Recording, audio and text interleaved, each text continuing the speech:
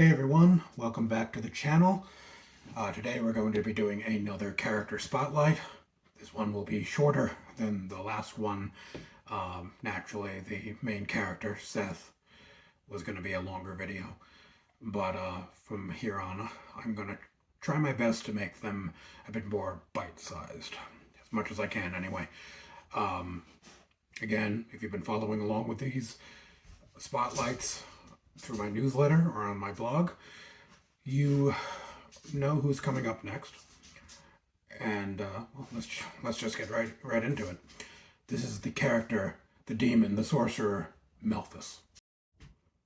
Again, I'm going to start by reading the written version, and then afterwards I'll talk more freely about him. Alright, let's get started. Melphis, a gifted sorcerer and demon who defected from Satan's ranks, when after 100,000 years of servitude, he noticed for the first time the eternal suffering of a human soul, triggering great pain and unease. At the sight of a dimension of unknown origin, words are whispered into his ears, prompting him to covet Hell's throne. He then seeks the aid of Seth to ensure his victory over Satan.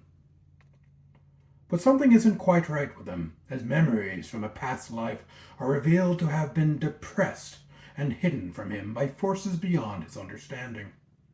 Beyond the hell he seeks.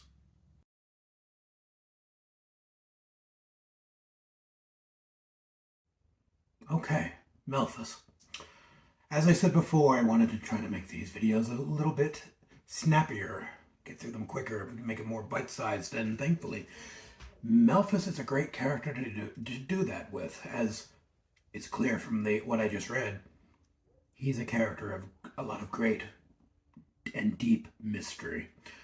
In fact, he doesn't even know much about himself, as he comes to know over the course of the narrative, and as I hint in that last line, that a past life is revealed to have been depressed and hidden.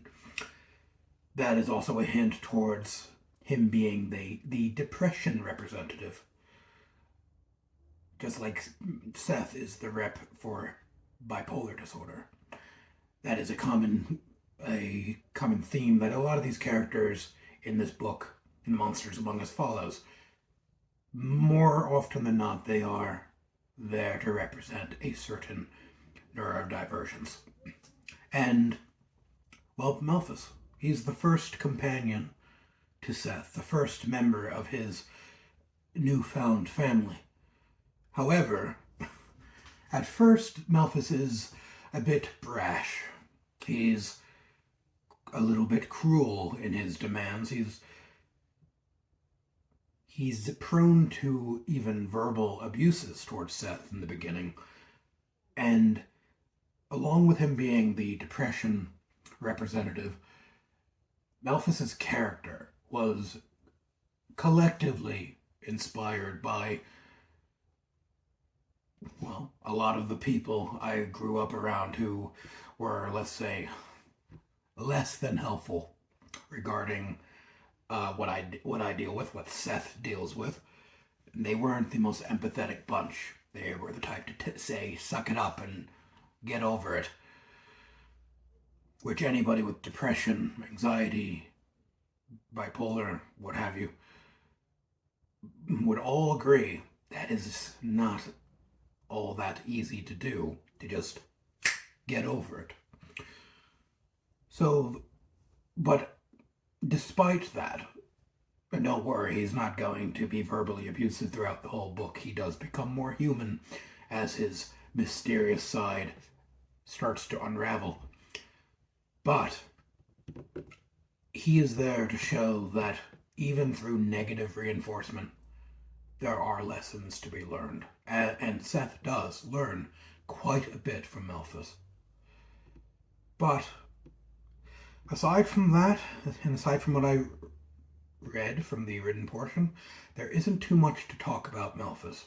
Aside from that, he is the first companion. He is the first of many guiding lights for Seth.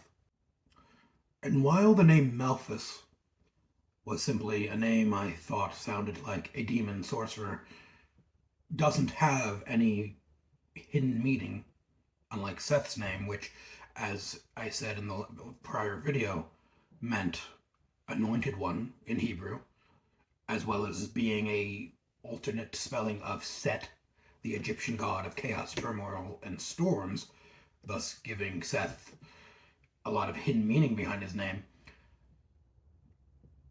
While Melphis does not have that initially, like I keep hinting towards, he is a character of great mystery, and a mystery so deep that you just have to read the book to unravel.